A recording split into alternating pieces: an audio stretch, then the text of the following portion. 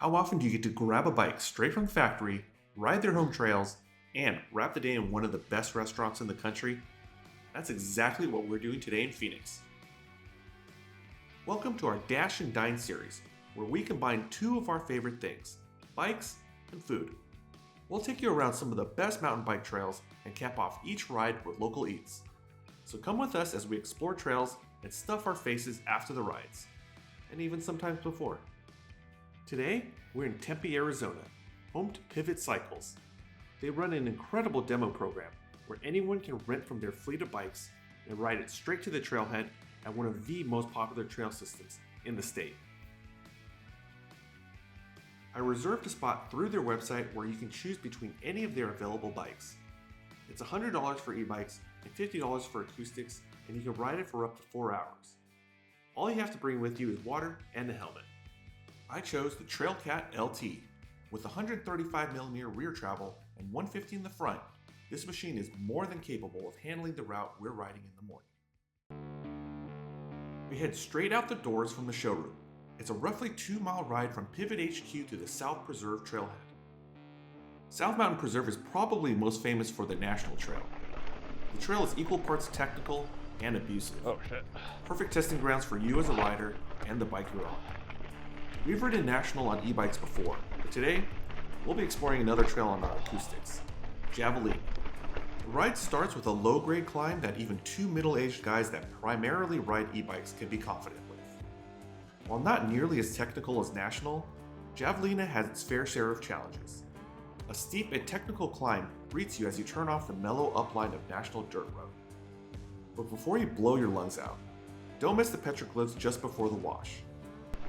The nearly 2-mile single-track downhill will hold your attention, especially at the top, where it's filled with loose rocks, small drop-offs, and sand.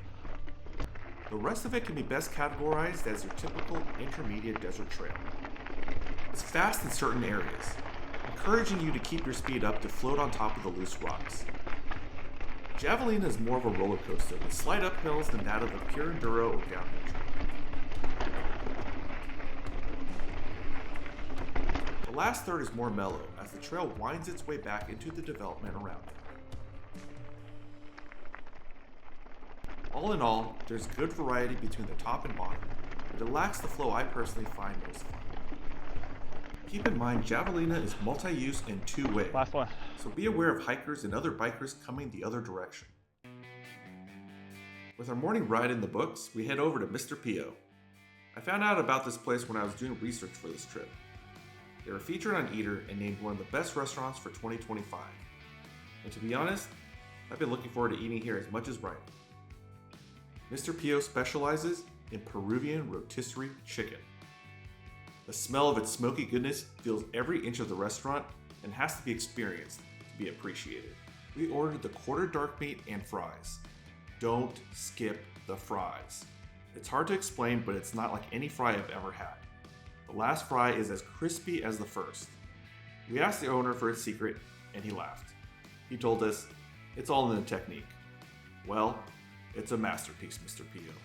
The chicken was perfectly cooked with just the right amount of char on the skin without tasting burnt.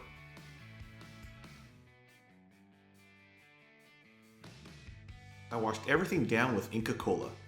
If you've never had it before, it has a subtle bubblegum taste. It's very unique and a perfect complement to the meal. This wraps up our first day in Phoenix. Be sure to like and subscribe as we explore more trails and places to eat. Till next time.